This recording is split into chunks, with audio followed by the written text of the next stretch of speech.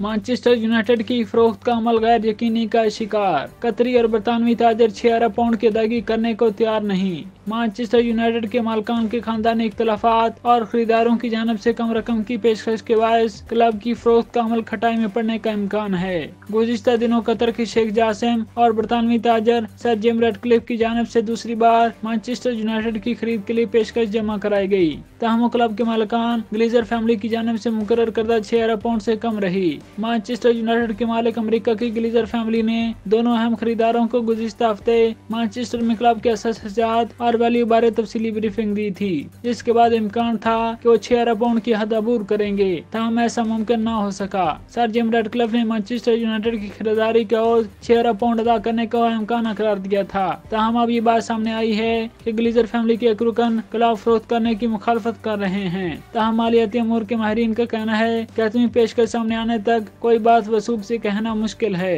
Manchester United ने हालिया European championship और प्रीमियर लीग में कोच एरिक टेन हैग की ज़ेर निगरानी अच्छी कारकर्दगी का मुजाहरा किया है, जिसके बाद खरीदारों की क्लब में दिलचस्पी बढ़ी है। ताहम कोई भी पार्टी 6 अरब पाउंड की खती रकम अदा करने को तैयार नहीं है। वाज़ेह है कि ग्लेजर फैमिली ने 18 साल कबल मैनचेस्टर यूनाइटेड को खरीदा था। ताहम गुज़िश्ता एक दिहाई से प्रीमियर लीग टाइटल न जीतने के बायस क्लब के बरतानवी शायकीन इनसे सख्त नाराज हैं और वो जल्द से जल्द क्लब की मलकियत ग्लेजर फैमिली से किसी और को मुंतकिल होता देखने के लिए बेचैन हैं।